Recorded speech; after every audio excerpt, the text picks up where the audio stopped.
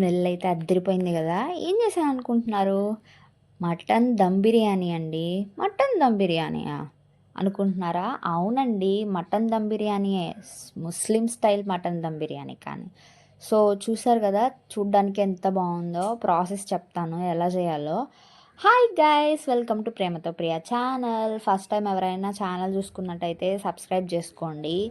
So that నా videos మీకు daily వస్తాయి. అండ్ నచ్చితే వీడియో ఎండింగ్ దాకా చూసి లైక్ చేయండి, అలాగే షేర్ చేయండి. మటన్ దమ్ బిర్యానీ కోసం ఒక హాఫ్ కేజీ మటన్ అయితే తెప్పించుకున్నాము. ఎందుకంటే వైజాగ్లో బాగా వర్షం పడుతుంది. సో వర్షం పడినప్పుడు మనకి ఏదో ఒకటి వేడిగా తినాలనిపిస్తుంది. సో దమ్ బిర్యానీకి అన్న మించింది ఏమీ నాకు ఆప్షన్ అయితే కనిపించలేదు. సో అందుకని హాఫ్ కేజీ మటన్ తీసుకొచ్చి శుభ్రంగా కడుక్కొని పక్కన పెట్టేసుకున్నాను. అలాగే దమ్ బిర్యానీలోకి బాస్మతి రైస్ కావాలి కాబట్టి ఒక 2 గ్లాసెస్ ఆఫ్ బాస్మతి రైస్ అయితే తీసుకున్నాను అనమాట హాఫ్ కేజీ మటన్కి. అండ్ కడుక్కొని మినరల్ వాటర్ అయితే యాడ్ చేసి నానబెట్టుకున్నాను ఒక 1 అవర్ అలాగా. సో ఇక్కడ మటన్ కడిగేసుకున్నాక మనము మిరియాలు, చెక్క, లవంగాలు 2, యాలుక్కాయ 1 వేసుకొని ఒక హాఫ్ గ్లాస్ వాటర్ వేసుకొని నేనైతే ముందుగానే మటన్ని ఉడకబెట్టుకుంటాను. సాల్ట్ వేయను. సాల్ట్ వేస్తే నాకు ఎందుకో ఉడకదు అనిపిస్తుంది, గట్టిగా ఉండిద్ది అనిపిస్తుంది అనమాట, చూయిగా. సో అందుకని కొంచెం ఒక టీ స్పూన్ ఆయిల్ అయితే యాడ్ చేశాను అనమాట. యాడ్ చేసినాక ఒక 9 విజిల్స్ అయితే వేయిస్తాను. ఎందుకంటే మటన్ సాఫ్ట్గా ఉంటుంది అనమాట ముస్లిం స్టైల్లో చేస్తే. నాకు అలాగే ఇష్టము. ఇంట్లో పిల్లలు కూడా అలా సాఫ్ట్గా ఉంటేనే తింటారు, చూయిగా ఉంటే తినరు అనమాట. సో అది 9 విజిల్స్ అయితే వేయించుకున్నాను అనమాట. సో దానికి మనము పేస్ట్ అయితే తయారు చేసుకుందాము. దీనికి కావాల్సినవి అల్లము, వెల్లుల్లిపాయలు, ఒక 5 to 6 పచ్చిమిర్చి అండ్ కొంచెం కొత్తిమీర యాడ్ చేసుకొని కొంచెం లైట్గా వాటర్ కూడా యాడ్ చేసుకొని పేస్ట్ అయితే చేశాను అనమాట. దాన్ని ఒక కడాయి పెట్టుకొని దానిలో కొంచెం ఆయిల్ అలాగే గీ కూడా యాడ్ చేసుకున్నాను. యాడ్ చేసుకొని హోల్ స్పైసెస్ ఉంటాయి కదా, బిర్యానీ స్పైసెస్ ఉంటాయి కదా, అవన్నీ యాడ్ చేసుకొని కొంచెం లైట్గా ఫ్రై చేసుకోండి. ఎందుకంటే అవి మాడిపోతే టేస్ట్ అంతా పోతుంది అనమాట.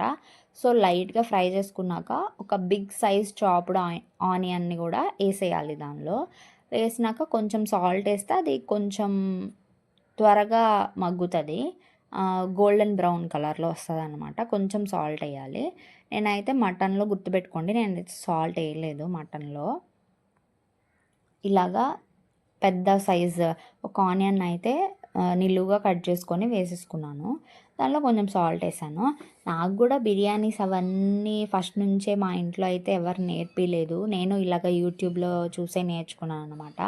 ఎవరైనా అమ్మాయిలు రావట్లేదు అని బాధపడద్దు. ఒకసారి రాకపోయినా రెండోసారి ఖచ్చితంగా అది సక్సెస్ అవుతుంది. ఫస్ట్లో నాకు చాలాసార్లు ట్రయల్స్ వేసి పోయాయి. తర్వాతే బాగా నేర్చుకున్నాను ఎలా చేయడము అనేది. సో మనం ఇందాక పేస్ట్ ఒకటి రెడీ చేసుకున్నాం కదా, అందులో కొంచెం వాటర్ యాడ్ చేసి అయితే ఇలా మెత్తగా పేస్ట్ చేసేసుకున్నాను. ఆనియన్స్ బాగా వేగాక అది వేయాలి. మటన్ చూసారా ఒక 9 విజిల్స్కి ఇలాగా అయిందన్నమాట. ఇంత పింకిష్ కలర్లో వచ్చింది, బాగా సాఫ్ట్గా ఉడికింది. అలాగే మటన్ దమ్ బిర్యానీకి కొంచెం పెద్ద సైజుగానే ఉండాలి ముక్కలు. సో అందుకని అలా అయిపోయాక చూపించాను కదా. సో ఈ ఆనియన్స్ అనేవి బ్రౌనిష్ కలర్లో అయిపోయాయి కదా. ఈ బ్రౌనిష్ కలర్లో అయిపోయాక ఒక హాఫ్ స్పూన్ అయితే నేను అల్లం వెల్లుల్లి పేస్ట్ విడిగా వేసాను అనమాట. ఇందులో కూడా వేసాను, అందులో కూడా వేసాను. ఇది టోటల్గా 1.5 టేబుల్ స్పూన్ అల్లం వెల్లుల్లి పేస్ట్ అనమాట. ఇది కూడా వేసుకొని నేను కొంచెం వాటర్ యాడ్ చేసుకున్నాను కాబట్టి అంత గ్రేవీ లాగా వచ్చింది. మీరు కూడా అలాగే చేయండి. ఇదంతా వేసేసినాక ఆయిల్లో దీన్ని ఫ్రై చేసుకోవాలి. కొంచెం ఆయిల్ పైకి వచ్చేంత వరకు ఫ్రై చేసుకుంటే మంచిగా వస్తుంది అన్నమాట స్మెల్ అదంతా. సో అలా ఫ్రై చేసుకునే లోపు మనము రైస్ పక్కన ఉడకబెట్టుకుందాము. సో దానికి కావాల్సినవి మనం వాటర్ యాడ్ చేసుకోవాలి. వాటర్ నేను సగమే తీసుకుంటాను, ఎందుకంటే బాస్మతి రైస్లో నేను మినరల్ వాటర్ యాడ్ చేశాను కదా, ఆ రైస్కి ఉన్న ఫ్లేవర్ అంతా ఆ వాటర్లోకి వస్తుంది. చాలామంది ఆ వాటర్ని బారబోసి రైస్ ఒక్కటే దీనిలో వేసి ఉడకబెట్టుకుంటారు. అలా ఎవ్వరూ చేయొద్దు. అసలు మంచి అరోమా కానీ స్మెల్ కానీ టేస్ట్ ఏది రాదు. సో దానిలో నేను పుదీనా, లవంగాలు, చెక్క, కొంచెం నెయ్యి, సాల్ట్ యాడ్ చేసుకొని పక్కన మరగబెట్టుకుంటున్నాను. ఈ మటన్ అంతా దీనిలోకి ఇది ఆయిల్లోకి ఫ్రై అయింది కదా ఆ పేస్ట్, అలాగా ఫ్రై అయినాక ఈ మటన్ అంతా దీనిలో వేసేసుకున్నాను అనమాట. దానిలో వాటర్ ఉన్నాయి కదా అవి కూడా ఎవరు తీసేయొద్దు, దానిలోనే టేస్ట్ అంతా ఉండిద్దండి. ఎందుకంటే మనం మిరియాలు అవన్నీ యాడ్ చేసాం కదా. సో దానిలో కొంచెం కొత్తిమీరను పుదీనా కూడా యాడ్ చేసుకున్నాను. ఇట్లా ఎంతమందికి అలవాటు ఉంది గంటని గిన్నెకేసి కొట్టడం, నేనైతే తెగ్గొడుతుంటాను. 2 టమాటోస్ కూడా యాడ్ చేశాననమాట, స్లైసెస్గా చాప్ చేసి. ఇవన్నీ టక్క టక్క వేసేసుకోవడమే.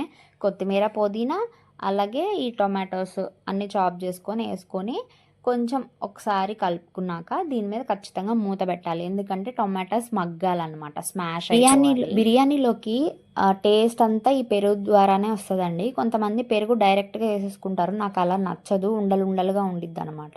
సో అందుకని నేను పెరుగుని బీట్ చేసుకుంటున్నాను. నేను అక్కడ ఎంత కప్పు అయితే తీసుకున్నానో అంత కప్పు నిండా వేయాలండి పెరుగు, దాంతోనే వస్తుంది గ్రేవీ టేస్ట్ అదంతా.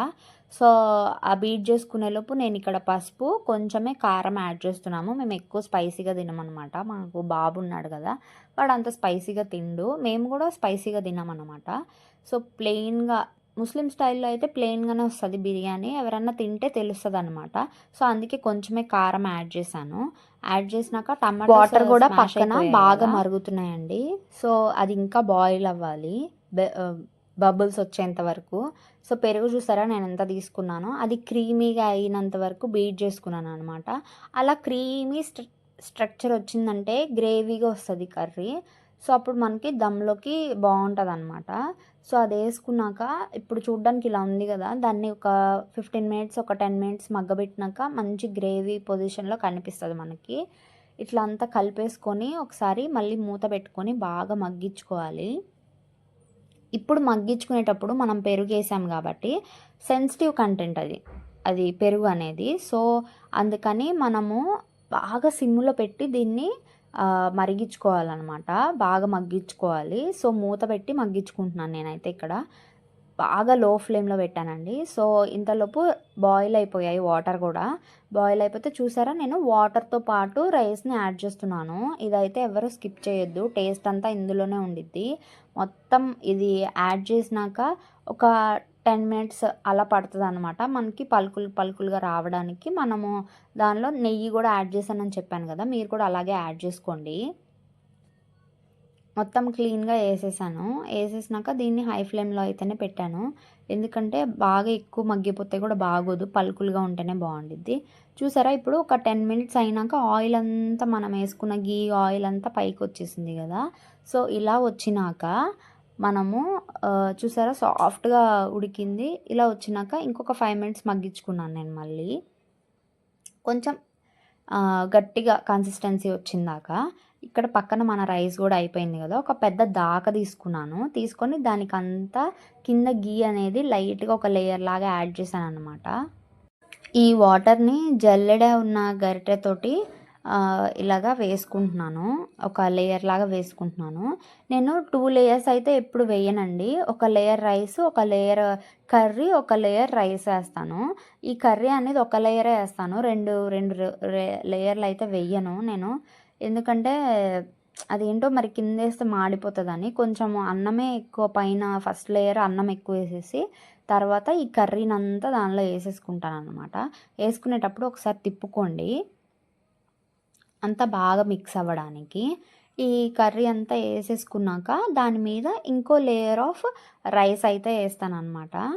మా హస్బెండ్ ఈ మూలిగ తింటారు, సో అందుకని నేను పక్కకు తీస్తున్నాను. అంటే కర్రీలో ఉన్నప్పుడే కదా అది జ్యూసీగా వస్తుంది, మనం బిర్యానీలో వేస్తే అది లోపలదంతా గడ్డ కడుతుంది, తీసేయని చెప్పి అన్నారు, అందుకని తీసేసాను. సో ఇదంతా ఎత్తి ఒకేసారి వేస్తాను అనమాట నేను. నీట్గా మొత్తం అయితే వేసేసుకున్నాను గ్రేవీ అంతా. ఇదంతా వేసుకొని ఒక లేయర్కి మొత్తం ఆ గరిటెతోటి ఇట్లాగా పరుచుకోండి దాన్ని. వేసినాక తర్వాత ఇంకో లేయర్ అయితే వేసాను కదా, ఇంకో లేయర్ వేస్తున్నాను. ఫస్ట్ రైస్ వేసాను, అది ఫస్ట్ లేయర్, కర్రీ వచ్చేసి సెకండ్ లేయర్, మళ్ళీ దీని మీద రైస్ వచ్చేసరికి థర్డ్ లేయర్ అనమాట. థర్డ్ లేయర్ కూడా వేసేస్తున్నాను, కట్టేసుకున్నాను అనమాట స్టవ్. ఫస్ట్ మనం కింద వేసుకున్నది గీ మీద వేసుకున్నది కొంచెం పలుగ్గా ఉంటుంది, ఈ పైన ఉన్న రైస్ మటుకు కొంచెం కుక్ అయినట్టు ఉంటుందన్నమాట. సో అది అందుకని స్టవ్ ఆన్‌లోనే ఉంచాను. కట్టేసి ఇప్పుడు సెకండ్ లేయర్ వేస్తున్నాను రైస్. సో వీడియో నచ్చిన వాళ్ళైతే ఖచ్చితంగా సబ్స్క్రైబ్ చేసుకోండి. అలాగే లైక్ చేసుకోండి. నచ్చినట్టయితే కామెంట్ సెక్షన్‌లో కూడా కామెంట్ చేయండి. ఇంకోసారి ఏదన్నా ఇది చేయండి, ఈ రెసిపీ చేయండి, ఆ రెసిపీ చేయండి అని చెప్పి నన్ను అడగండి. నేను ఖచ్చితంగా ట్రై చేస్తాను. నాకు రాకపోయినా నేర్చుకొని మరీ ట్రై చేస్తాననమాట. సో ఈ లేయర్ అయితే వేసేసినాక దీని మీద కొంచెం లైట్‌గా పుదీనా, నేను జీడిపప్పులు యాడ్ చేసుకోలేదు. కావాలంటే యాడ్ చేసుకోండి ఎవరికైనా ఇష్టం ఉన్నవాళ్ళు. సో దీని మీద కొంచెం లైట్‌గా గీ కూడా యాడ్ చేస్తున్నాననమాట. ఇది హోమ్‌మేడ్ గీ అని చెప్పాను కదా! మా ఇంటికెళ్ళినప్పుడు మా మమ్మీ రోజు మేము ఎప్పుడైతే ఊరెళ్తామో అప్పుడు దాకా కలెక్ట్ చేస్తారు. మీగడ, వెన్న అదంతా కలెక్ట్ చేసి మా కోసం ఇస్తారనమాట. కానీ బయట కొనాలంటే గీ చాలా రేటు. కానీ హోమ్‌మేడ్ చాలా బావుండిద్ది. చాలా టేస్ట్ కూడా వస్తది. ఇట్లా దమ్ పెట్టుకోవాలి. నేను పైన ఏమి డేక్షా అనేది పెట్టుకోవట్లేదనమాట దమ్ చేయడానికి. సో అలాగే బాగా సిమ్‌లో పెట్టి చేసుకున్నాను. దమ్ చేసుకున్నాను. దానిలోకి గోంగూర గ్రేవీ అయితే చాలా బావుండిద్ది ఆ కాంబినేషన్. అండ్ పెరుగు చట్నీ కూడా చేశాననమాట. బిర్యానీ అయితే బాగా వచ్చింది. దానికి ఆనియన్స్, లెమన్ కూడా తెచ్చుకున్నారు మా హస్బెండ్. చూసారా ఎంత పలుకులుగా వచ్చిందో. ఎక్కడ ఓవర్ కుక్ అవ్వలేదండి. ఎక్కడ రైస్ ఓవర్ కుక్ అవ్వకుండా, ఏది ఓవర్ కుక్ అవ్వకుండా, ముక్కలు కూడా తునిగిపోకుండా నీట్‌గా వచ్చింది. దమ్ బిర్యానీ అయితే మేమైతే బాగా వర్షం పడుతుందని చెప్పాను కదా! బాగా ఎంజాయ్ చేశామనమాట. మంచిగా తిన్నాము. మీరు కూడా ఇలాగే చేసుకోండి. ఫ్యామిలీ అంతా ఒక దగ్గర కూర్చొని తినండి. మనము వండి పెట్టే దానిలోనే హస్బెండ్‌కి గానీ, పిల్లలకి గానీ ప్రేమ అనేది చూపిస్తామనమాట. సో వండి పెట్టి అంత కష్టపడి వండాం కాబట్టి వాళ్ళు బాగుంది అని చెప్తే మనకది బాగా హ్యాపీనెస్‌నిస్తుంది. మా హస్బెండ్ ఇక్కడ ట్రై చేసి తింటున్నారనమాట. నేనెప్పుడు బిర్యానీ చేసినా గానీ చాలా బాగా కుదిరిద్దండి.